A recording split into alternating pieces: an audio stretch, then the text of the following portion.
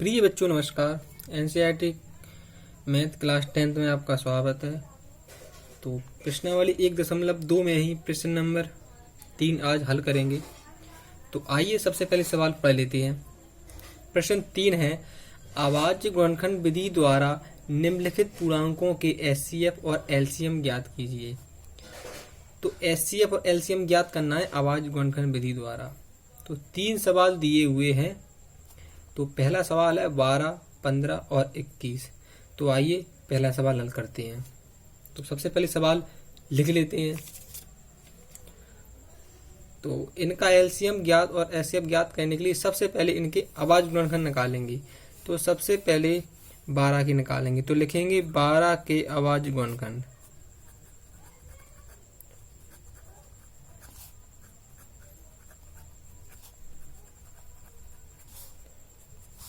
तो 12 के अभाज्य गुणनखंड निकालने के लिए रफ का उपयोग करेंगे।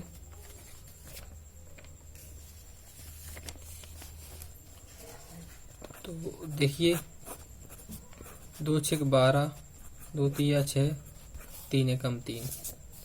तो 2 गुणा 2 गुणा 3। चलिए 15 के निकालते हैं। तो लिखेंगे 15 के अभाज्य गुणनखंड। तो 15 के अभाज्य गुणनखंड अपन निकाल सकते हैं। तो निकलेंगे 3 गुणा 5 यानी 3 5 15। ऐसे 21 के निकालेंगे तो लिखेंगे 21 के अभाज्य गुणनखंड। तो 21 के अभाज्य गुणनखंड होते हैं 3 गुणा 7 यानी 3 7 21। तो चलिए अभाज्य गुणनखंड निकाल लिए। अब एलसीएम निकालते हैं। तो लिखेंगे एलसीएम। तो देखिए एलसीएम के लिए बताया है कि सबसे बड़ी घात यानी 2 सबसे ज्यादा बार कितनी बार आए, 2 बार। तो लिखेंगे 2 बार। इसके बाद 3 कितनी बार आए, 1 बार इसमें, 1 बार इसमें, 1 बार इसमें। तो 3 बार नहीं लिखना है, एक ही बार लिखना है, क्योंकि एक लाइन में जितनी ज्यादा बार आए उतनी बार लिखना है। तो एक ही बार आए हैं 3 सब में, तो एक ही बार लिखेंगे। 5 भी एक ही बार आए हैं और 7 भी एक ही बार आए हैं। चलिए गुणा कर लेते हैं। 2 दूनी 4, 4 तिया 12, 12 पंचे 60 और 60 का गुणा करेंगे 7 में तो आएंगे 420। एलसीएम आ गया 420। अब निकालते हैं एचसीएफ। तो देखिए एचसीएफ में क्या करना है, जोड़ा बनाना पड़ता है। तो जोड़ा बनाएंगे तो देखिए इसमें भी 3 है, इसमें भी 3 है और इसमें भी 3 है। मतलब तीनों में 3 3 है, मतलब 3 का जोड़ा बन गया। अब देखिए इसमें 2 है, इसमें नहीं है। तो इसमें 5 है, इसमें नहीं है। मतलब तीनों में समान संख्या होनी चाहिए जब एक जोड़ा बन पाता है। तो 3 तीनों में है और एक ही बार है, तो जोड़ा बन गया 3 का 1। तो एचसीएफ आएगा 3। ठीक है। तो एलसीएम 420 और एचसीएफ इसका आया है 3। चलिए अगला सवाल लेते हैं। तो अगला सवाल है 17, 23 और 29। तो चलिए सवाल लिख लेते हैं। सबसे पहले तो सवाल नंबर दूसरा है और 17, 23 और 29। तो देखिए अब इन तीनों के अभाज्य गुणनखंड निकालेंगे सबसे पहले।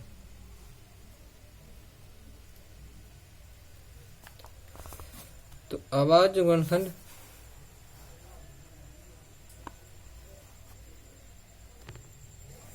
चलिए 17 के निकालते हैं। तो सबसे पहले लिखेंगे 17 के अभाज्य गुणनखंड।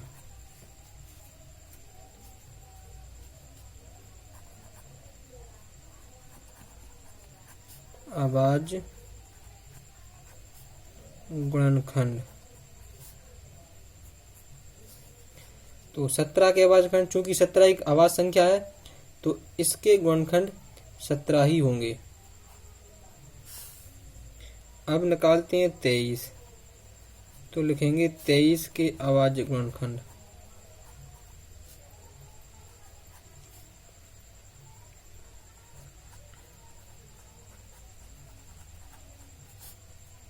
तो तो 23 भी एक अभाज्य संख्या है, इसलिए इसका भी गुणनखंड सिर्फ 23 ही आएगा।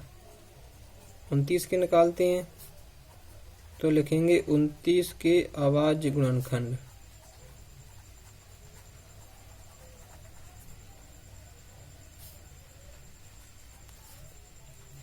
तो 29 भी अभाज्य संख्या है, तो 29 के गुणनखंड भी 29 ही आएंगे। अब देखिए, तो एलसीएम निकालने के लिए लिखेंगे एलसीएम।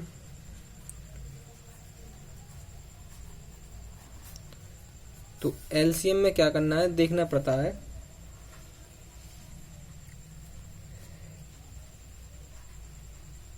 तो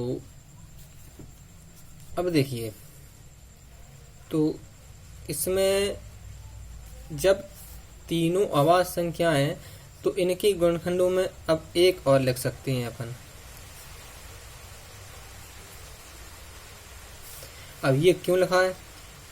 क्योंकि जब किसी भी अभाज्य संख्या के गुणनखंड निकालते हैं तो एक लिख सकते हैं, क्योंकि इसमें अगर जोड़ा बनाएंगे तो देखो, जोड़ा अगर एचसीएफ अगर मान के चलो अपन एचसीएफ पहले ज्ञात करते हैं तो इसमें जोड़ा नहीं बनेगा, क्योंकि 17 किसी में नहीं है और 23 भी किसी में नहीं है, 29 भी किसी में नहीं है, तो एचसीएफ कुछ निकलेगा ही नहीं ऐसे।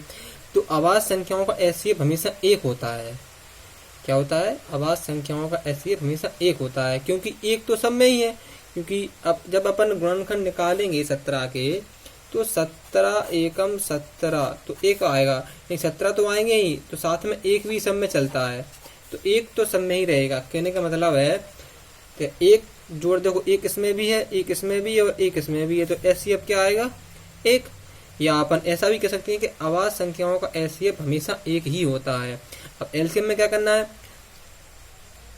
एलसीएम में देखिए, सबसे पहले तो एक बार है, फिर 17 भी एक बार है, 23 भी एक बार है और 29 भी एक बार है, तो इनका मल्टीप्लाई कर देंगे, गुणा कर देंगे, और इन सब का गुणा करेंगे तो गुणनफल आता है 11, 33, 9।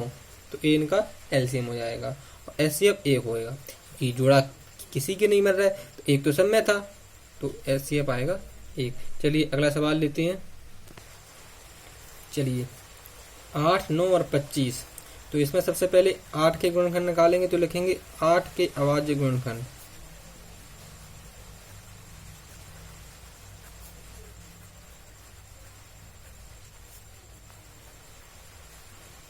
तो 8 के गुणनखंड होते हैं 2 गुणा 2 गुणा 2, क्योंकि 2 दूनी 4 और 4 दूनी 8। अब 9 के निकालेंगे अभाज्य गुणनखंड।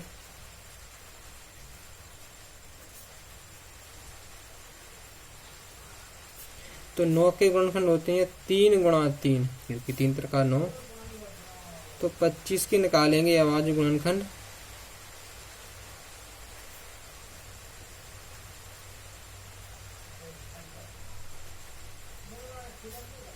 तो 5 गुणा 5। देखिए, तो अब सबसे पहले एलसीएम निकालेंगे, तो एलसीएम के लिए देखना है क्या है। तो देखिए, 3 कितनी बार है? 2 कितनी बार है? 3 बार, तो 2 लिख देंगे 3 बार। इसके बाद 3 कितनी बार है? 2 बार, तो 3 लिख देंगे 2 बार। 5 कितनी बार है? 2 बार, तो 5 लिख देंगे 2 बार। तो इसमें सबका गुणा कर देंगे, तो गुणा होगा 2 दूनी 4, 4 दूनी 8, 8 तिया 24 और 24 ती होते हैं 72, और 72 का गुणा 5 में करेंगे, फिर 5 में करेंगे। तो सबसे पहले 72 का गुणा करेंगे 5 में, तो 5 दूनी 10, 1 बचा, 5 सत्ते 35 और 1 36, आया 360। अब 360 का करेंगे 5 में गुणा, तो 0 और 5 छक्का 30 की 0, वहाँ से लाएंगे 3, 5 ती 15 और हासिल 3, आ गया 1800। तो एलसीएम आएगा 1800। अब निकालेंगे एचसीएफ। तो एचसीएफ में सबसे पहले देखेंगे क्या है। तो देखिए, इसमें भी जोड़ा किसी के नहीं मिल रहा है, और जब किसी की जोड़ा नहीं बने तो सब में एक गुणनखंड आएगा, यानी अब एक का जोड़ा बन जाएगा। देखिए, सब में एक एक है, तो एचसीएफ क्या होगा? 1। जब कोई भी जोड़ा नहीं बनते हैं, या कह सकते हैं कि अभाज्य संख्याओं का एचसीएफ हमेशा 1 होता है, तो इसमें देखिए, ये किसी के भी जुड़ा नहीं मिल रहे हैं तो इनका HCF 1 आएगा।